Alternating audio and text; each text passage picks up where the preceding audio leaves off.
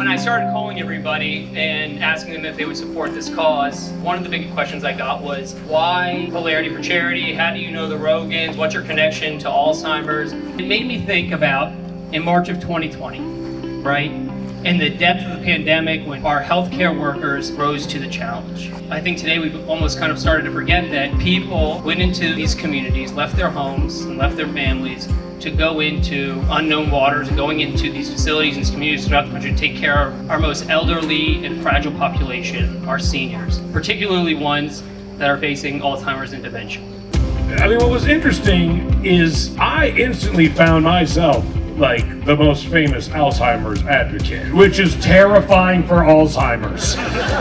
The fact that in a day I took the crown shows how few people were doing anything about this disease. I'm a comedian, and I became the face instantaneously of one of the most deadly diseases in America. That's how few people were talking about it. My dad having Alzheimer's and diagnosed at 48, passed at 56. If it can just, raise a little awareness, gain a little bit more money, help with somebody that's going through what a lot of families here and families up here have had to deal with, it'll all be worth it. And I thank you guys for helping other human beings deal with this process because it's very lonely. He started to forget that he needed to use the restroom. He ended up in a diaper. He ended up in a wheelchair. And he looks at me and I don't know if he knows who I am. So all of those things that I wanted to deal with, dementia and Alzheimer's stole from me.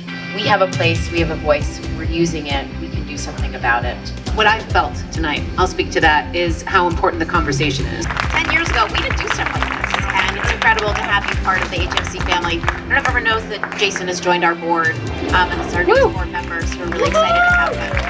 Thank you everyone for being here. Thank you Reza, TJ, Seth, Lauren, Sarah. Thank you all so much. Good night.